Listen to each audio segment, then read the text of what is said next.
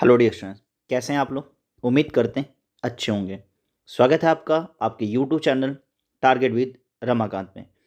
Dear students, आजकल हम लोग periodic classification of elements discuss कर रहे हैं। यस, ये क्लास 10th की बात कर रहे हैं। क्लास 10th के चैप्टर नंबर 5 की बात कर रहे हैं। ओके, हम लोग okay and classification of periodic table की यह दूसरी वीडियो जा रही है।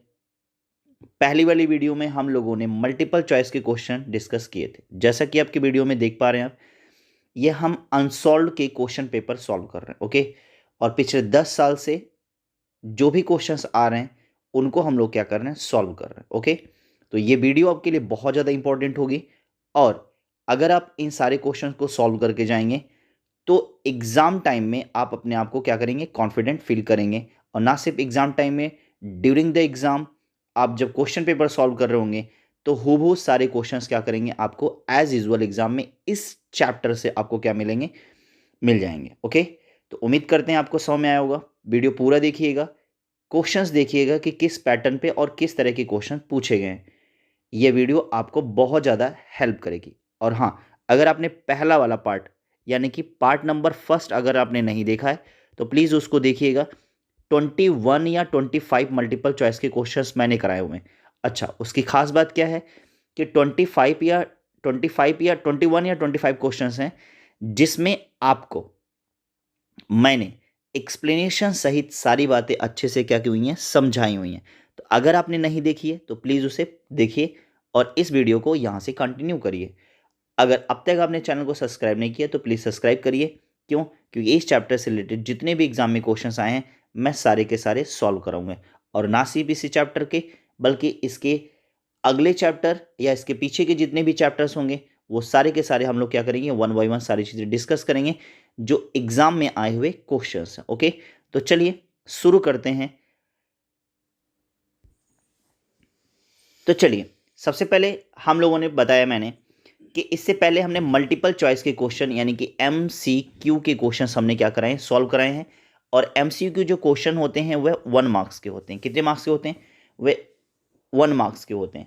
अब हम क्वेश्चंस डिस्कस करने हैं, very short answer type question discuss कर रहे हैं जिनका मार्क्स होता है कितने, 2 मार्क्स के आते हैं। कितने मार्क्स के आते हैं? 2 मार्क्स के आते हैं। ओके, तो अब हम यहाँ से सॉल्व करना, तो देखिए अगर आप यहाँ से चेक करें तो क्या कह रहा है, state the fundamental Mendeleev's periodic law. Okay, तो मेंडलीव्स पीरियोडिक लॉ जो दिया हुआ है उसके फंडामेंटल क्या थे। ओके, या उसी को अगर लैंग्वेज चेंज करके पूछा जाएगा तो Mendeleev's periodic table was based on which law. Okay, तो मेंडलीव का पीरियोडिक टेबल जो था वह किस लॉ पे बेस्ड था उसके बारे में बात करने चल रहे हैं। ओके, तो ध्यान से समझना आपने, मेंडलीव का पीरियोडिक टेबल जब भी बात आए तो मेंडलीव के पीरियोडिक टेबल की बात बताऊं मैं।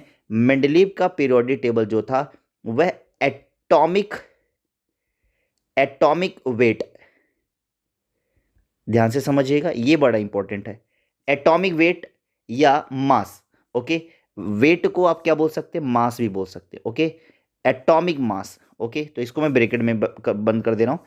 एटॉमिक मास या एटॉमिक वेट पर क्या था, आधारित था। ध्यान से समझिएगा, अगर मल्टीपल चॉइस में क्वेश्चन पूछा जाता है कि मेंडलीव का पीरियोडिक टेबल या मेंडलीव का जो पीरियोडिक लॉ था वह उसका बेस क्या था, यानी कि वह किस बेसिस पर मेंडलीव ने एलिमेंट्स को पीरियोडिक टेबल में क्लासिफाई किया है, तो your answer should be on the basis of atomic mass. Okay, ध्यान से समझिएगा, मेंडलीव तक मैं कह रहा हूं, मेंडलीव तक, कहां तक, मेंडलीव तक। ओके, अब देखिए मेंडलीव तक का क्या मतलब है, इससे पहले के जितने साइंटिस्ट हैं इवन मेंडलीव ने भी, ठीक है, जैसे डोवेराइनर्स की बात करें, उसके बाद और भी जो साइंटिस्ट हैं उनकी बात करें, इन सब ने एक ही गलती की पीरियोडिक टेबल को क्लासिफाई करते समय कि इन्होंने एटॉमिक मास को यानी कि ए को आधार माना, A that means atomic mass और Z that means atomic number.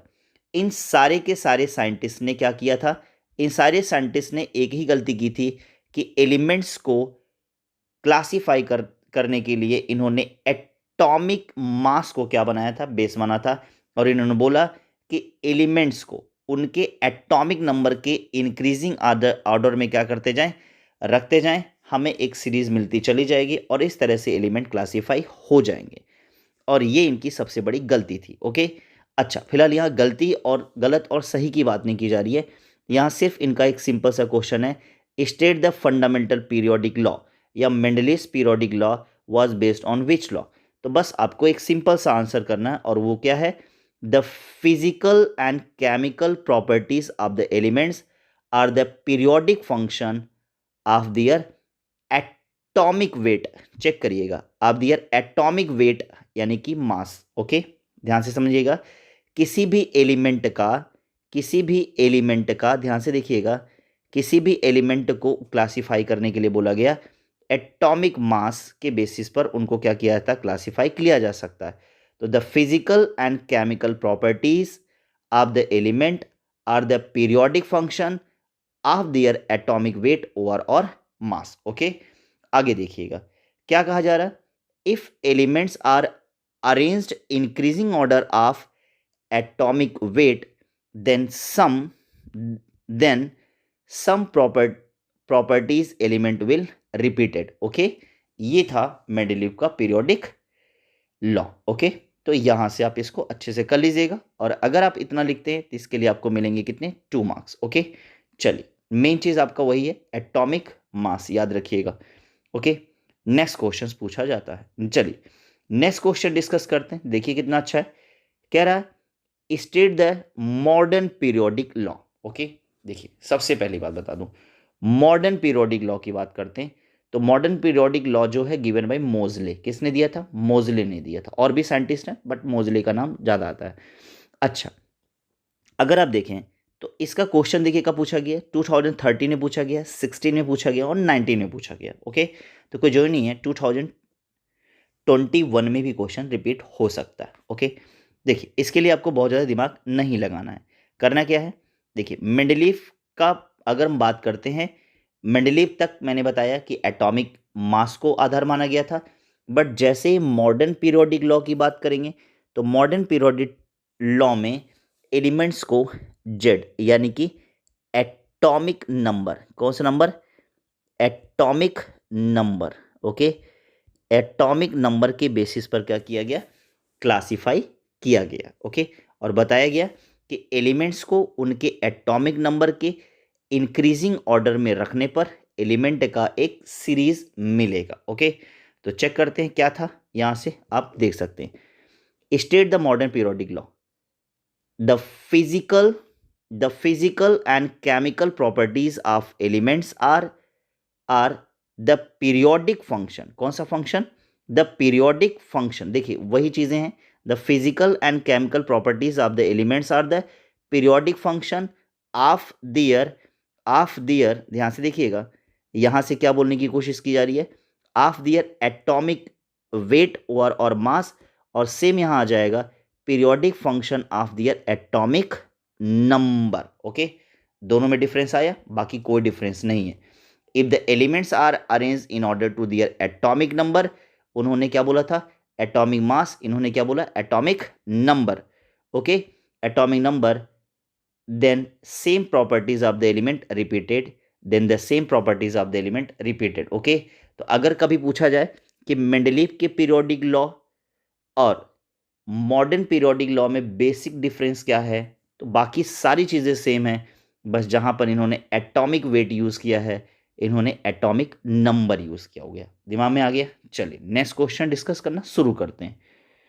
Right two reason responsible for late discovery of noble gases. Okay, दिमाग में रखिए, कह रहा है कि write two reason responsible for late discovery of noble gases. अच्छा, मैं बता दूं, पीरियोडिक टेबल में सबसे राइट साइड में, पीरियोडिक टेबल में सबसे राइट साइड में जो ग्रुप 18 दिया हुआ, कौन दिया हुआ, ग्रुप 18 दिया हुआ, यह जो ग्रुप 18 है यह नोबेल गैसेस के लिए, किसके लिए है, यह जो यह जो ग्रुप है किसके लिए है, नोबेल गैसेस के लिए। अच्छा, नोबेल गैसेस क्या है मैं बता दूं आपको, noble gases helium, neon, argon, krypton, xenon. अच्छा, यहाँ स्पेस नहीं है, यहाँ स्पेस नहीं है तो मैं यहाँ लिख रहा हूँ रेडॉन।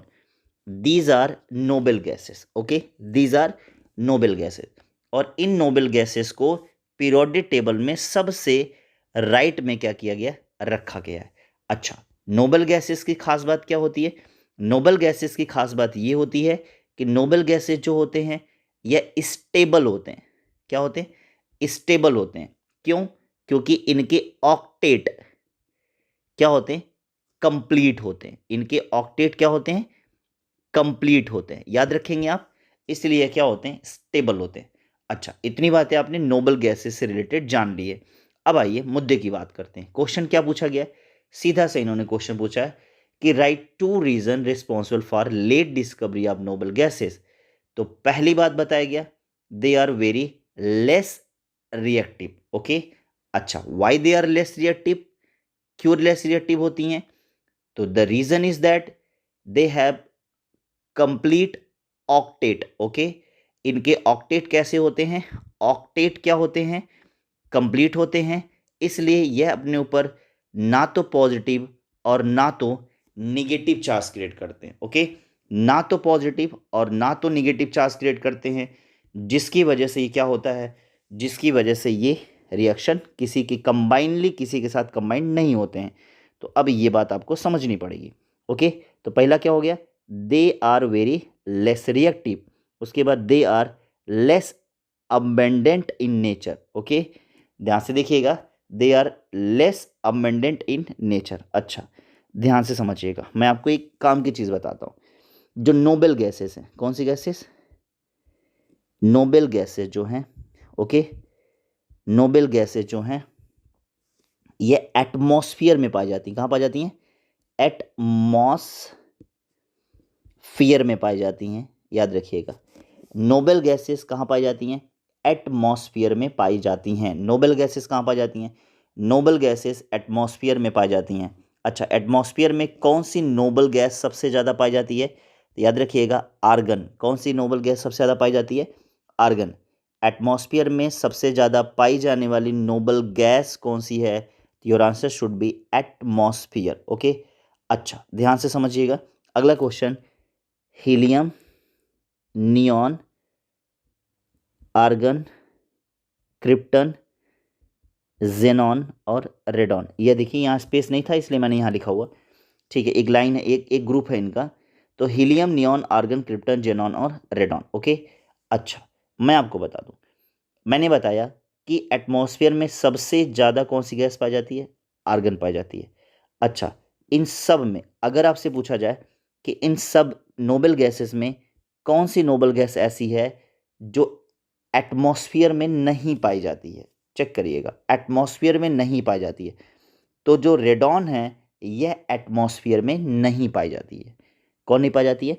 रेडॉन जो है यह एटमॉस्फेयर में नहीं पाई जाती है। दिमाग में गया? सबसे ज़्यादा आर्गन। कौन सी गैस नहीं पाई जाती है?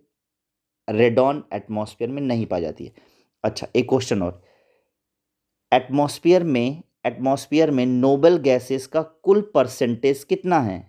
चेक करिएगा, सिर्फ ओनली 1%। सिर्फ एटमॉस्फेयर में नोबेल गैसेस कितनी पाई जाती हैं? 1% पाई जाती है। कितनी पाई जाती हैं? 1%। तो देखिए, इतनी सारी चीज़ें मैंने आपको रिवाइज करा दी। ओके, इतनी सारी चीज़ें मैंने आपको क्या कर दिया? रिवाइज करा दिया। ओके, चलिए नेक्स्ट बात करते हैं। अगला question that is very very important. यहाँ से देखिए क्या दिया हुआ, डायगोनल रिलेशनशिप। ओके, कई बार ये क्वेश्चन पूछा गया है कि डायगोनल रिलेशनशिप क्या होता है। ओके, तो क्वेश्चन 2019 में पूछा गया, इसको मोस्ट इंपॉर्टेंट है, इसको जरूर याद करके जाइएगा। डायगोनल रिलेशन क्या होता है? तो देखिए, the properties of some element of second period resembles with the element of third period. Okay, third period which are placed diagonally opposite them are called the diagonal relationship. Okay, क्या है? Check करिएगा, मैं आपको समझा रहा हूँ। Second period के element कौन से हैं? लिथियम है, बेरिलियम है, बोरान है, कार्बन है। अगर आपको ऐसे ना याद हो तो मैं आपको तरीका बता देता हूँ, ध्यान से देखिएगा। Second period atomic number 3, 4, 5, 6। 3 किसका होता है? लिथियम का। 4 किसका होता है? बेरिलियम का। 5 किसका होता है? बोरान का। 6 किसका होता है? कार्बन का। ओके, और यह थर्ड पीरियड किसके साथ? Third period. आप पूरा लिखिएगा, शॉर्ट फॉर्म में मत लिखिएगा। थर्ड पीरियड में 11, 12, 13, 14। ओके, ऐसे 11 किसका होता है? सोडियम का। 12 किसका होता है? मैग्नीशियम का। 13 किसका होता है? एल्यूमिनियम का। 14 किसका होता है? सिलिका का। बस एटॉमिक नंबर याद रखिए, एलिमेंट अपने आप लिख के आ जाएंगे। अब एक यहाँ होता है, यहाँ चेक करिएगा, यह डायगोनल रिलेशन बनाते हैं। क्या बनाते हैं? चेक करिएगा, मैं समझा रहा हूँ आपको। यह डायगोनल रिलेशन बनाते हैं। और डायगोनल रिलेशन कैसे देखिए, तो अब ये डायगोनल रिलेशन कैसे? लिथियम जो है डायगोनली रिलेशनशिप बनाता है किसके साथ? Mg के साथ। बी किसके साथ बनाता है? एल्यूमिनियम के साथ। बोरान किसके साथ बनाता है? सिलिका के साथ। यानी कि the properties of second period element and third period element के जो डायगोनल रिलेशन होते हैं, इस तरह से बात करती है। ये बना के जरूर आना है अगर डायगोनल रिलेशन पूछा जाता है तो, ठीक है। यानी कि कहने का मतलब है कि सेकेंड पीरियड का जो फर्स्ट एलिमेंट है वो थर्ड पीरियड के सेकेंड एलिमेंट के साथ क्या है? डायगोनली प्रॉपर्टी शो करता है। यानी कि कुछ इसकी कुछ प्रॉपर्टी इसके साथ क्या करती है? मैच करती है। तो इस तरह का जो रिलेशन बनता है वो क्या कहलाता है? डायगोनल रिलेशन कहलाता है। आगे बात समझ में। Second period 3, 4, 5, 6 lithium, beryllium, boron, carbon. Third period sodium, magnesium, aluminium and silica की प्रॉपर्टीज है जो मैच करती है, इसी को बोलते हैं डायगोनल रिलेशनशिप। ओके, तो अब आपका क्या होता है? Define the diagonal relationship. तो सीधे आंसर लिखेंगे, हेडिंग डालेंगे diagonal relationship. The properties of the some elements of the second period resembles with the elements of the third period which are placed diagonally opposite them are called the diagonal relationship. Okay, second period, third period कह रहे कि thus the element lithium and magnesium, beryllium and aluminum, boron and silica have the diagonal relationship. Okay, तो उम्मीद करते हैं आपको बातें समझ में आ गई होंगी। तो डायगोनल रिलेशनशिप अच्छे से पढ़ के जाइएगा। ओके, बाकी के क्वेश्चंस हम लोग क्या करेंगे? नेक्स्ट वीडियो में डिस्कस करेंगे। ओके, तो उम्मीद करते हैं आपको वीडियो समझ में आई होगी और क्वेश्चंस बहुत अच्छे अच्छे हैं। तो आने वाले दिनों में बाकी क्वेश्चंस भी 10 ईयर्स में आए हुए मैं क्या करूँगा?